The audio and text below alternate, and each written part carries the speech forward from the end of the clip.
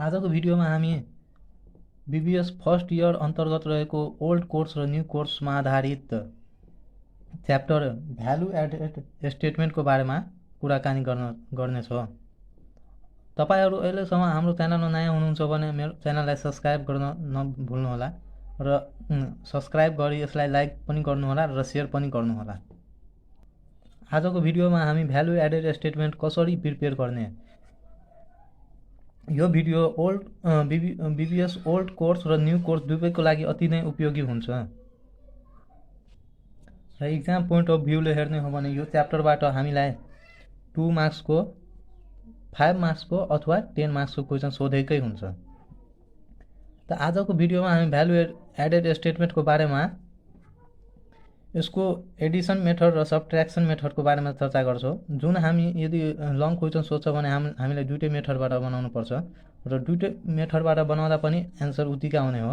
त आज हामी दुईटै मेथड सिक्छौँ नै र हामी विथआउट स्ट्रोक र विथ स्ट्रोक दुईटै बाट कसरी भ्यालु एडेड स्टेटमेन्ट तयार गरिन्छ भने हामी आज सिक्नेछौँ। त हामी पहिला यो भ्यालु एडेड स्टेटमेन्टको फर्मेटको बारेमा यो भिडियोमा चर्चा गरिहालौँ। त भ्यालु एडेड स्टेटमेन्ट म पहिला नै भनिदिएँ, यो value added statement BBS first इयरको ओल्ड कोर्स र न्यू कोर्स दुवैको लागि उति नै महत्त्वपूर्ण छ। त तपाईहरू ध्यान दिएर हेर्नुहोला। यता हामीले भ्यालु एडेड स्टेटमेन्ट बनाउँदा सबभन्दा पहिला यता हामी माथि लेख्छौँ फर्मेटको माथि भ्यालु एडेड स्टेटमेन्ट, अनि फर द इयर इन्डेड, यसमा इयरको दिएछ कि मन्थको दिएछ त्यो यता लेख्नेछौँ हामी। यदि मन्थ दिएछ भने हामी यता लेख्छौँ फर द मन्थ इन्डेड, अनि त्यसपछि इयर दिएछ भने हामी यता लेख्छौँ फर द इयर इन्डेड। त्यसपछि हामी यता पार्टिकुलर लेख्छौँ, अनि यो फर्मेट विथआउट स्ट्रोकको रहेछ। तपाईहरू ध्यान दिएर हेर्नु होला। यसमा हामी पार्टिकुलर लेख्छौँ, अनि यता एमाउन्ट्स, अनि यता अमाउन्ट लेख्छौँ। हामीलाई सेल्स रेभेन्यू दिएकै हुन्छ क्वेसनमा, त यता हामी सेल्स रेभेन्यू लेख्छौँ। यदि सेल्स रिटर्न दिएछ भने हामी यता घटाएर त्यसपछि नेट सेल्स आउँछ हामीलाई, त्यता हामी इनर कोलुममा लेख्छौँ। त्यसपछि नेट सेल्स हामी आउट कोलुममा लेख्छौँ यता। त्यसपछि हामी यसबाट के लेस गर्छौँ भने यसबाट लेस गर्छौँ cost of bought in material and service, अनि नेट सेल्सबाट हामी लेस गर्छौँ cost of bought in material and service. हामीलाई वस्तु तथा सेवा पर्चेज गर्नमा के खर्च लागेछ त्यो यता हामी के गर्छौँ यसबाट घटाउँछौँ। त सबभन्दा पहिला हामीले के गर्छौँ पर्चेज अफ र मेटेरियल, पर्चेज अफ, त्यसपछि हामी यता पर्चेज रिटर्न घटाउँछौँ। यदि पर्चेज अफ र पर्चेज दिएछ त्यसबाट यदि पर्चेज रिटर्न पनि दिएछ भने हामी पर्चेज रिटर्न घटाउँछौँ। त्यसपछि क्यारिज यदि छ भने ढुवानी खर्च लागेछ भने हामी ढुवानी खर्च यता लेख्छौँ इनर कोलुममा। त्यसपछि पावर एन्ड फ्युल लागेछ भने यो जम्मै यो पोइन्टहरू केमा क्वेसनमा नै दिएको हुन्छ। अनि त्यसपछि के आउँछ यसमा audit fee, other suppliers, consumable stores, power and fuel योहरू, अनि यता रेन्ट एन्ड रेट्स दिएछ भने त्यो पनि हामी यता इनर कोलुममा नै लेख्छौँ जम्मै। त्यसपछि अफिस एक्सपेन्सेस दिएछ भने हामी यता लेख्छौँ इनर कोलुममा। त्यसपछि त्यसबाट लेस गर्छौँ प्रिपेड दिएछ भने हामी लेस गर्छौँ यस्ता। त्यसपछि आउटस्ट्यान्डिङ दिएछ भने हामी के गर्छौँ यता एड गर्छौँ। अनि त्यसपछि के घटाउँछौँ सेलिङ एन्ड डिस्ट्रिब्युसन एक्सपेन्सेस, के गर्छौँ सेलिङ एन्ड डिस्ट्रिब्युसन एक्सपेन्सेस घटाउँछौँ। त्यसपछि हाम्रो के आउँछ भ्यालु एडेड जेनेरेटेड आउँछ। के आउँछ भ्यालु एडेड जेनेरेटेड आउँछ, भ्यालु एडेड जेनेरेटेड अथवा क्रिएटेड हाम्रो आउँछ। त्यसपछि हामी त्यसमा एड के गर्छौँ income from investment and other sources, income from investment and other सोर्सेसमा के एड गर्छौँ भने dividend and interest receive, dividend and interest receive दिएछ भने हामी यसमा एड गर्छौँ भ्यालु एडेड जेनेरेटेडमा। त्यसपछि रेन्ट रिसिभ पनि के गर्छौँ एड गर्छौँ। त्यसपछि रोयल्टी रिसिभ यो के गर्छौँ एड गर्छौँ। त्यसपछि हाम्रो आउँछ टोटल भ्यालु एडेड, के आउँछ टोटल भ्यालु एडेड। अनि त्यसपछि यो हाम्रो सब्ट्र्याक्सन मेथड हो। यता के गर्छौँ एप्लाइड एज फ्लो, यता एप्लाइड एज फ्लोमा के हुन्छ भने ए नम्बरमा हामी केलाई पेड गर्छौँ इम्प्लोइलाई पेड गर्छौँ। त यता यसमा के इम्प्लोइलाई पेड गर्छौँ त्यो के गर्छौँ यता घटाउँछौँ। त यता वेजेस एन्ड स्यालेरी लेख्छौँ, इनर कोलममा। त्यसपछि प्रिपेड छ भने प्रिपेडलाई के गर्छौ घटाउँछौ, अनि आउटस्ट्यान्डिङ छ भने आउटस्ट्यान्डिङलाई के गर्छौ एड गर्छौ। त्यसपछि यदि डाइरेक्ट रेम्युनरेसन दिएछ भने हामी यता इनर कोलममा नै लेख्छौँ। त्यसपछि प्रोभिडेन्ट फन्ड दिएछ अनि पेन्सन दिएछ भने हामी के गर्छौँ इनर कोलममा लेख्छौँ। त्यसपछि फ्रिङ्क एन्ड बेनिफिट्स एन्ड एलोवेन्स दिएछ भने त्यसलाई पनि के गर्छौँ यता इनर कोलममा नै लेख्छौँ। त्यसपछि जम्मैलाई जोडेर हामी के गर्छौँ आउट कोलममा लेख्छौँ।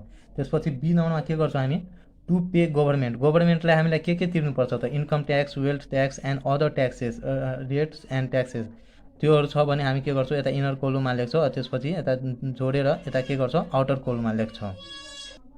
त्यसपछि हाम्रो सी नम्बरमा आएछ to pay provider of capital, जसले हाम्रो त्यो अर्गनाइजेसनको लागि के गर्छ क्यापिटल प्रोभाइड गर्छ, त्यसलाई त हामी के ऋण लिए बाबत केही त तिर्छौँ नै। त्यसै कारण यदि ऋण लिन्छौँ भने हामीलाई इन्ट्रेस्ट अन के गर्नुपर्छ ब्याङ्कलाई इन्ट्रेस्ट तिर्नुपर्छ। अनि अदर लोन और डिबेन्चर छ भने त्यसलाई पनि हामी केही गर्छ केही इन्ट्रेस्टहरू भुक्तानी गर्नै पर्छ। अनि डिभिडेन्ड टु सेयर होल्डरले पनि के गरेको हुन्छ कम्पनीमा लगानी गरेको हुन्छ त्यसलाई हामी अन्तिम वर्षमा के गर्छौँ डिभिडेन्ड त दिनै पर्छ। यता हामीलाई जसले क्यापिटल प्रोभाइड गरेछ त्यसलाई के गर्नुपर्छ केही न केही पेड गर्नुपर्छ। त्यो यता के गर्छौँ रेकर्ड गर्छौँ अनि यता इनर कोलममा लेखेर जोडेर त्यसपछि आउट कोलममा लेख्छौँ। यो जब हामी न्युमेरिकल क्वेसन गर्छौँ त्यसमा तपाईँहरू अझै राम्ररी बुझ्नुहुन्छ। अनि डी नम्बरमा लेख्छौँ to provide for reinvestment maintenance and expansion of asset. जब हामी एसेट कतै रिइन्भेस्टमेन्ट गर्छौँ कुनै एसेट्सलाई मेन्टेनेन्स गर्छौँ अनि त्यसपछि त्यसलाई के गर्छौँ एक्सपान्स गर्छौँ भने हामीलाई के गर्नुपर्छ सब डिप्रिसिएसन काट्नुपर्छ, त्यसलाई एमोर्टाइजेसन गर्नुपर्छ, रिटर्न अफ गर्नुपर्छ। त्यसपछि कति एसेट बेच्दा लस भयो त्यो यता के गर्नु रेकर्ड राख्नुपर्छ। त्यसपछि रिटेन अर्निङ दिएछ भने क्वेसनमा हामी रिटेन अर्निङ पछि लेख्छौँ। अनि नेट प्रफिट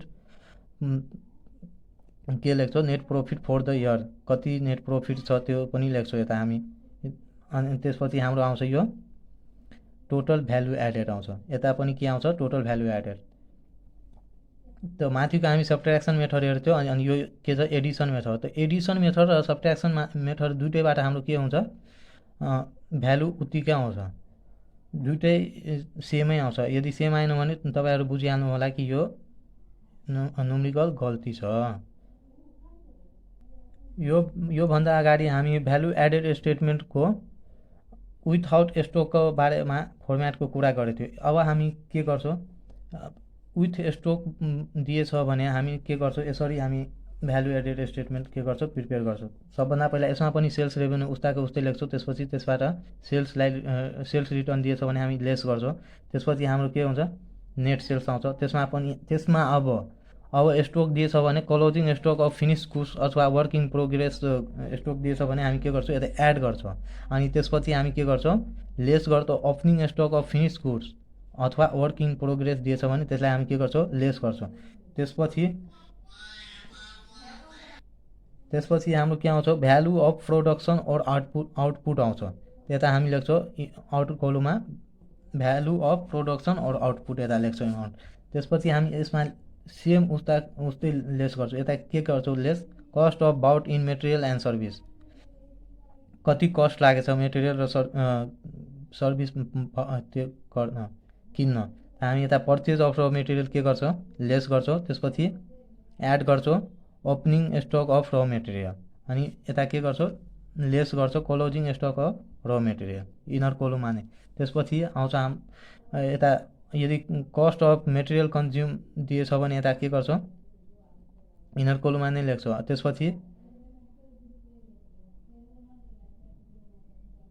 त्यसपछि हामी यता लेख्छौँ अफिस एक्सपेन्सेस यता इनर कोलममा नै लेख्छौँ। त्यसपछि सेलिङ एन्ड डिस्ट्रिब्युसन एक्सपेन्सेस छ भने हामी यता इनर कोलममा नै लेख्ने। त्यसपछि हाम्रो आइहाल्छ value added generated by the company जति भ्यालु एडेड जेनेरेट गर्यो त्यो यता हाम्रो आउँछ। त्यसपछि त्यसमा एड गर्ने डिभिडेन्ड इन्ट्रेस्ट रेट इटिसी जुन हामी अघिको भिडियोमा विथआउट स्टक फर्मेटमा गरेको थियो त्यो नै यता के गर्छौँ एड गर्छौँ डिभिडेन्ड इन्ट्रेस्ट अथवा रेन्ट इटिसी रिसिभ्ड भएछ भने त्यसलाई के गर्छौँ एड गर्छौँ। त्यसपछि हाम्रो आउँछ टोटल भ्यालु एडेड। अनि त्यसपछि हामी एडिसन मेथडमा जान्छौँ एप्लाइड एज फ्लो यता लेख्छौँ। अनि त्यसपछि सेम उस्ताको उस्तै टु पे टु इम्प्लोइ यसमा केही फरक गर्नु पर्दैन। यता हामी लेख्छौँ टु पे इम्प्लोइ, त्यसमा वेजेस एन्ड स्यालेरी दिएछ भने हामी यता लेख्छौँ इनर कोलममा। त्यसपछि त्यसबाट यदि प्रिपेड पनि दिएछ भने प्रिपेडलाई लेस गर्छौँ र आउटस्ट्यान्डिङ दिएछ भने आउटस्ट्यान्डिङलाई के गर्छौँ, एड गर्छौँ। त्यसपछि डाइरेक्टर रेम्युनरेसन दिएछ भने हामी के गर्छौँ, इनर कोलममा नै लेख्छौँ। अनि प्रोभिडेन्ट फन्ड पेन्सन दिएछ भने हामी इनर कोलममा लेख्छौँ। त्यसपछि फ्रिङ एन्ड बेनिफिट्स एन्ड एलोवेन्स दिएछ भने हामी के गर्छौँ, इनर कोलममा नै लेख्छौँ। त्यसपछि तपाईँलाई जोडेर के गर्छौँ, आउट कोलममा लेख्छौँ। यो बी नम्बरमा पहिलाको जस्तै हामी यदि टु पे गभर्मेन्ट, यता टु पे गभर्मेन्ट लेखेर हामी income tax, wealth tax and other tax rate के गर्छौँ, यता इनर कोलममा लेखेर हामी एड गरेर लेख्छौँ। त्यसपछि हाम्रो सी नम्बरमा सी लेखेर to pay provider of capital, यसमा पनि जसले प्रोभाइड गरेछ क्यापिटल त्यसलाई हामीले के गर्नुपर्छ, केही रिटर्न दिनुपर्छ। त्यो यता लेख्छौँ, इनर कोलममा लेखेर एड गरेर यता लेख्छौँ। त्यसपछि डी लेखेर हामी लेख्छौँ to provide for reinvestment, maintenance and explanation. त्यो सेम पहिलाको जस्तै जुन हामी विथआउट स्टकको बारेमा फर्मेटमा चर्चा गरेको थियौँ त्यही लेख्छौँ। हामी डिप्रिसिएसन लेख्छौँ, एमोर्टाइजेसन लेख्छौँ, रिटेन अफ लेख्छौँ। त्यसपछि loss on sales of assets लेख्छौँ। त्यसपछि रिटेन अर्निङ दिएछ भने हामी रिटेन अर्निङ लेख्छौँ। त्यसपछि यदि net profit for the year दिएछ भने हामी यता लेख्छौँ। त्यसपछि हाम्रो आइहाल्छ एडिसन मेथडबाट टोटल भ्यालु एडेड। त हाम्रो एडिसन मेथडबाट र के सब्ट्र्याक्सन मेथडबाट दुइटैबाट हाम्रो के आउनु पर्यो, टोटल भ्यालु एडेड सेम आउनु पर्यो।